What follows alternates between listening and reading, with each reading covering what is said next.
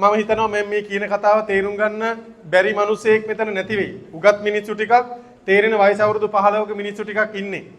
සමහර මිනිස්සු ජීවිතේ ප්ලෑන් කරගෙන ඉන්නවා, ටාගට් තියාගෙන ඉන්නවා. මම ඊළඟ මාසේ ගන්නේ මොන වගේ කාර් එකක්ද? මම ඊළඟ අවුරුද්දේ ගන්නේ BMW එකක්ද? Audi එකක්ද? Prado එකක් ගන්නවද කියලා සමහර මිනිස්සු ප්ලෑන් කරගෙන ඉන්නවා. තව සමහර මිනිස්සු ප්ලෑන් කරනවා ළමයි ප්ලෑන් හදනවා. රැයට මොනවද ළමයට කන්න දෙන්න තියෙන එළවලු ටික. පහවදා උදේට හාල් ටික ගන්න කොහමද සල්ලි හොයන්නේ? ඔයා කල්පනා කරන්න, ඔයා තීරණය කරන්න. ඔයා කොයි වගේ තැනකද ඉන්නේ? කොයි වගේ ජීවිතයක්ද උරුම වෙන්න තියෙන්නේ කියලා කල්පනා කරන්න. ළමයි ජීවිතේ ඇත්තටම හරි ලස්සනයි. ජීවත් වෙනවා කියන එක හරි රහයි ළමයි. මුල් කෑල්ලේ Tamanට කරන්න තියෙන දේවල් කරපු මිනිස්සුන්ට. එහෙම නැත්නම් ළමයි ජීවිතය කියලා කියන්නේ හරි අමාරු කෑල්ලක්. සැප කියන දේ හොයාගන්න හරි අමාරු කෑල්ලක් ජීවිතය කියලා කියන්නේ ළමයි. මිනිස්සු ගොඩාක් කරන්නේ බහුතරයක් මිනිස්සු කරන්නේ ජීවත් වෙනවා කියලා දුක් විඳින එක. මෙතන ඉන්න ඕගොල්ලෝගේ අම්මලා අප්පච්චිලත් කුලී වැඩ කරන මිනිස්සු වෙන්න ඇති. මෙතන ඉන්න ඕගොල්ලෝගේ අප්පච්චිත් දුක් විඳිනවා වෙන්න ඇති. ඕගොල්ලෝගේ අම්මලා අප්පච්චිලත් ඔයාලට නොකීවට එක එක මිනිස්සුන්ගෙන් බලු කතා අහනවා ඇති, කැත කතා අහනවා ඇති. ඔයා වෙනුවෙන් ලකුණු අරගෙන එනකොට වාර විභාගයේ මේ අම්මලා වගේම ඔයාලගේ අම්මලාත් බලාගෙන ඉන්නවා ඇති මගේ ළමයා ලකුණු අරගෙන එයි කියලා. හැබැයි අරගෙන ආවේ නැති වුනහම ඒ අම්මලා අප්පච්චිලාට කොච්චර දුක හිතෙනවද කියලා ඔයා තීරණය කරන්න. ඔයාගේ අම්මට ගිහින් අද මූණ බලන්න පුළුවන්ද කියලා ඔයා කල්පනා කරන්න.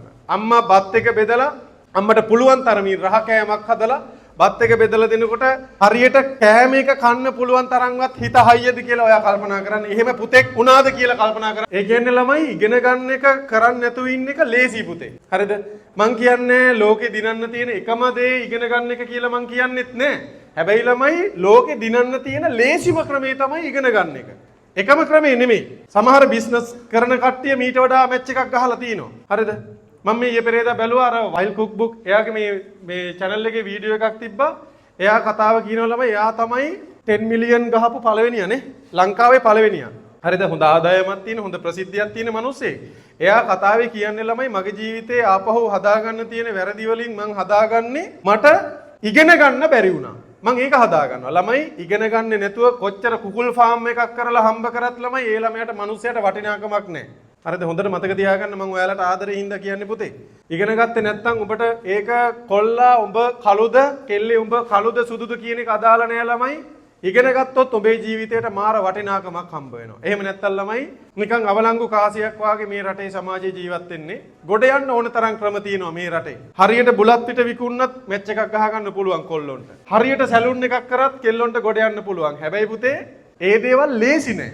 ඊට වඩා ලේසි ක්‍රම තියෙනවා. තියෙන ලේසිම ක්‍රමේ තමයි ඉගෙන ගන්න එක. තේරෙනවද කියන එක? ඉගෙන ගන්න එක තමයි ලේසිම ක්‍රමේ. මේ වෙලාවේ ඔයාලට කරන්න තියෙන්නේ මොනවද? ඔයා හිතන්නකෝ ඔයා ඉස්සරහට සැලූන් එකක් දැම්මා කියලා. සැලූන් එකේ වැඩ කරන්න තියෙනවා. ගෙදර පවුලේ වගකීම් ටික දරන්න තියෙනවා. ළමයිගේ ඉස්කෝලේ වියදම් දරන්න තියෙනවා. අම්මලා අප්පච්චිලාට කණ්ඩ බොණ්ඩ දෙන්න තියෙනවා. සමාජයට යුතුයකම් කරන් කීයක් දේවල් වගකීම් කීයක් ඔළුවේ තියාගෙනද ඉන්න ඕනේ බලන්නකෝ. දැන් කිසිම වගකීමක් නැහැ ළමයි. අම්මලා අප්පච්චිලා කන්න දෙනවා. අම්මලා අප්පච්චිලා අඳින්න දෙනවා. කරන්න තියෙන එකම වැඩේ මොකද්ද ළමයි? ඔය ටික පාඩම් කරගන්න එක. ඔය ටික පාඩම් කරගත්තා නම් ඉවරනේ ළමයි කතන්දරේ. ඒ හින්දා ඔයගොල්ලන්ට කියන්නේ ළමයි මේක කරේ නැත්තම් තැනක වරදිනවමයි. සමහර ළමයිට මම මේ කියන්නේ තමන්ට තේරුම් ගන්න මම දන්නවා මේ කියන කතන්දරේ තේරුම් ගන්න තරම්වත් ඔළුවක් නැති මිනිස්සු ඉන්නවා. කොච්චර කිව්වත් ළමයි පාඩම් කරන්න ඔළුව හදාගන්න බැරි කාලකන්ණි මිනිස්සු ඉන්නවා. මට ඕකට කරන්න දෙයක් නැහැ පුතේ. හැබැයි මේක කියන දේ අහලා තේරුම් ගන්න එක ළමයෙක් හරි ඉඳීනේ. ඒ ළමයා තේරුම් ගනි. ඕම් බලන්න මම දැන් ස්ටේජ් එකෙන් බස්සනවා.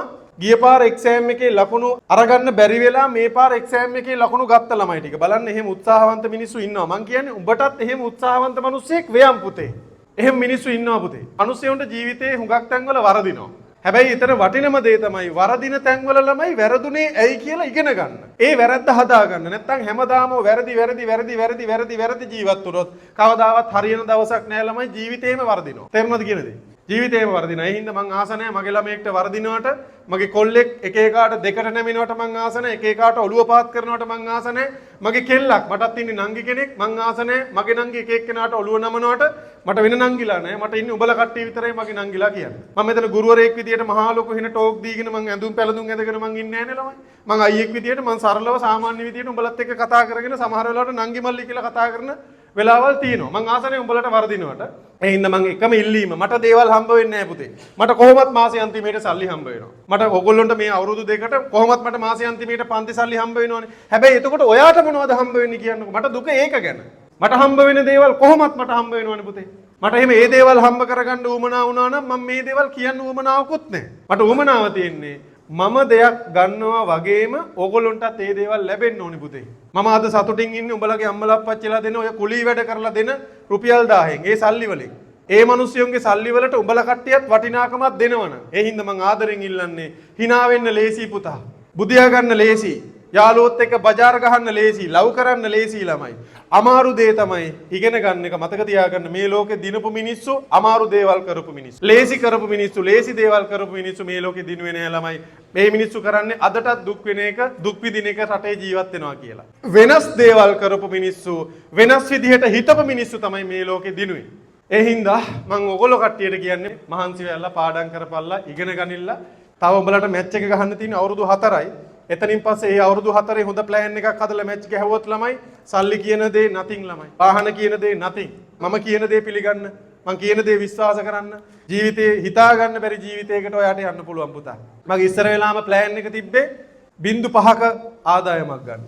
ඊළඟ මගේ ප්ලෑන් එක හැදුනේ 0.6ක ප්ලෑන් එකට යන්න. මගේ ජීවිතේ ළමයි අද මගේ ප්ලෑන් එක තියෙන්නේ 0.6 ප්ලෑන් එක නෙමෙයි. ඒක මං ඇචීව් කරලා ඉවරයි. මගේ ඊළඟ ප්ලෑන් එක තියෙන්නේ මුල තියෙන ඉලක්කම එක නැතුව දෙක කරගන්න.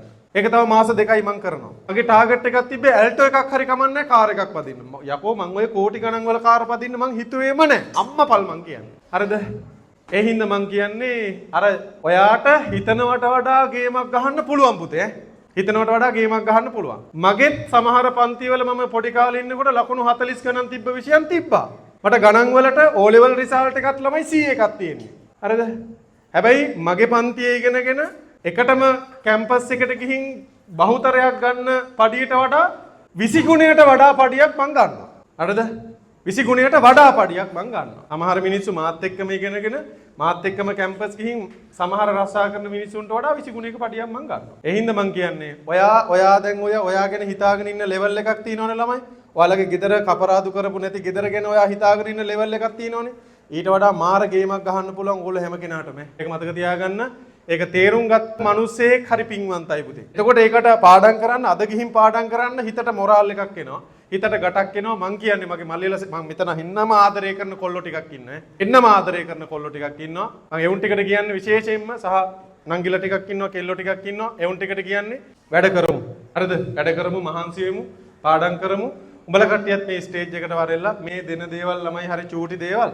හැබැයි ඒක දවසක ඔයාට මතක් කරගන්න පුළුවන් වෙයි. පර්ස් එකක දාගෙන යනකොට බෑග් එකක දාගෙන යනකොට ඔයාට ඒක දකින්නකොට මතක් වෙයි මම මහන්සි වෙලා ගත්ත ප්‍රතිඵලය. තව අවුරුදු 15කින් 20කින් හරි ඔය පොඩි කෑල්ලක් දකින්නකොට පොඩි කීටක් එකක් දකින්නකොට මතක් වෙයි. අපේ පන්ති අපේ එකතු කරගත්ත මතක ටික ආපහු මතක් වෙයි. අරුණ සර්ගේ පන්තියේ ලකුණු අරගෙන සමහර විට ඒ තැන වෙනකොට සමහර විට මම වීරයෙක් වෙලා ඉඳි උඹලගේ හිතේ උඹලගේ ජීවිත කෑල්ල ඇතුලේ මම වීරයෙක් වෙලා ඉඳි අරුණ සර් හින්දා මම මැච් එකක් ගැහුවා. අරුණ සර් හින්දා මම වෙනස් වුණා. නැත්නම් අදටත් මම පාඩම් කරන්නේ නැති මහා කාලකන්ණියෙක්. හැබැයි සර් කියපු දේ ඇහුවා. සර් අපිට අයියා කෙනෙක් වගේ හොඳ නරක කියලා දුන්න හින්දා අපි වෙනස් වුණා. ඒ හින්දා මම අද මේ තැන ඉන්නවා කියලා සමහර මිනිසුන්ගේ හිතේ මම වීරයෙක් වෙලා ඉඳි ඒ දවසට. තව සමහර මිනිස්සු විඳවයි අපරාධි මං සර් කියන දේ ඇහුවේ නෑ. සර් කියන දේ ඇහුවනම් අද මට මේක වෙන්නේ නෑ කියලා ඒගොල්ලෝ කල්පනා කරා. යන්නේ එහෙම වෙන්න එපා මගේ ළමෙක්. හරි. එහෙනම් ආයෙත් කියන්නේ ස්තුති නෙමෙයි පිං මං ආදරෙයි ගොඩාක් ස්තුතියි මේ විදිහට මාව සතුටු කරනවට. මේ තමයි ඉතින් මගේ හයිය. ඔතනින් ස්ටේජ් එකෙන් බහින්න ගිය පාර බැරි වෙලා මේ පාර ගේම ගහපු හිතට ගත්තේ උන් ටිකක් ඉන්නවනේ. අන්න ඒ උන් ටික බලා ගන්නවා. එහෙම ඉන්නවා නම් නවතින්න. ඒගොල්ලෝ තමයි මාරම. ඔයාලටත් පාඩමක් ඉගෙන ගන්න පුළුවන් ඒ ළමයිගේ. ඒගොල්ලෝ ගිය පාර එක්සෑම් එකේ ලකුණු ගත්තේ නැහැ. කවුරු හරි ඉන්නවනම් ඉන්න. 98යි. ගිය පාර ලකුණු මදි වුණා. මේ ඉන්නේ එතකොට ගිය පාර එක්සෑම් එකේ ස්ටේජ් එකට නගින්න බැරි වෙච්ච ළමයි ටික. හැබැයි ළමයි මම අනික් කොල්ලොන්ට කියන්නේ අනික් කෙල්ලොන්ට කියන්නේ ආන් එහෙම උත්සාහවන්ත මිනිස්සෙක් වෙයල්ලා. ඒ මිනිස්සු ජීවිතේ පෙරදුන තැනින් පාඩමක් ඉගෙන ගත්ත මිනිස්සු. එයාට පළවෙනි පේපර් එකේ ලකුණු අඩුයි. හැබැයි ඇතෑරියේ නෑ. මං කොහොම හරි ගේමක් ගහනවා. ලකුණු 90 කීයද? 98යි. ලකුණු 98යි. හැරෙන්නවත් පුළුවන්ද කියහන්. පන්තියේ ඉන්න දක්ෂම ළමයාගෙත් ලකුණු 99 දෙන්නේ. ලකුණු 98යි. හැරෙන්න පුළුවන්ද බලහන්. 90ක් ගන්නවා කියන්නේ ලේසි නෑ. 90ක් ගන්නවා කියන්නේ ලේසි නෑ. හිතන්න ලකුණු පල්ලැහැ තිබිලා 98ක් අරගෙන ගේම පෙන්වන්න තරම් මේ මල්ලි පෙන්නුවා Taman කවුද කියලා. පන්තියේ උඹලට පෙන්නුවා මේ මෙහෙමයි වැඩ කරන්න පුළුවන් මොරාල් එක තියෙන කොල්ලෝ කියන එක පෙන්නුවා. මේ තමයි වැඩෝ. නැත්තම් ඔය පන්තියේ කෑ ගහන රංචු ගහන බජාර ගහන උගන්වනකොට රටේ නැති කතා කියන මේක දිහා බලාගෙන hina වෙලා මෝඩ චූන් ගන්න මෙලෝ රහක් නැති මීහරක් වාගේ නෙමෙයි. ඒ තමයි ඉතින් වැඩෝ සෙට් එක. මට අනික් ළමයි කට්ටියටත් වඩා මේ ළමයි කට්ටිය මේ මොහොතේ හරිම වටිනවා. මම උඹලට කියන්නේ තව ඉස්සරහට ඔබලා සමහර විට වැටෙයි ඊළඟ එක්සෑම් එකෙන් තව ලකුණු අඩු වෙයි වැටෙන්න එපා පුතා. අය පාරක් උත්සාහ කරපන්. අය වැටෙන ගානේ අය උත්සාහ කරපන්. කොයි වෙලාවක හරි උත්සාහවන්ත මිනිස්සුන්ට පුතේ වරදින්නේ. ඔබ කොච්චර පාඩම් කරත් ඊළඟ එක්සෑම් එකට ඔබ පාඩම් කරපු කෑලි ආවෙ නැත්තම් ඔබේ ලකුණු අඩු වෙයි. හැබැයි ඔබ දුක් වෙන්න එපා. ඔබ උත්සාහවන්ත මිනිස්සෙක්නේ. අය පාරක් උත්සාහ කරපන්. කොයි වෙලාවක මේ බඹරේ වැල්ලේ කැරකෙන දවසක් එනවා. එදාට ඔබට හිතට සැනසීමක් එයි. ඕනෙම ජීවිතයක කරන කැපකිරීම වලට සබාධමෙන් අපිට තෑග්ගක් දෙනවමයි පුතේ. කරන කැපකිරීම වලට තෑග්ගක් දෙනවමයි. මට ආඩම්බරයි උඹලා කට්ටියම ගැන. අනික් ළමයි කට්ටියටත් වඩා මට සතුටු වෙන්න පුළුවන් මිනිස්සු කට්ටිය තමයි උඹලා කට්ටිය. thank you මේ විදිහට ඉස්සරහට ආවට thank you. අය වැටෙන්න එපා කියලා මං කියන්නේ. වැටුණත් කමන්නේ. වැටෙන ගානේ නැගිටපල්ල පුතා. ජීවිතය කියලා කියන්නේ ඒක තමයි.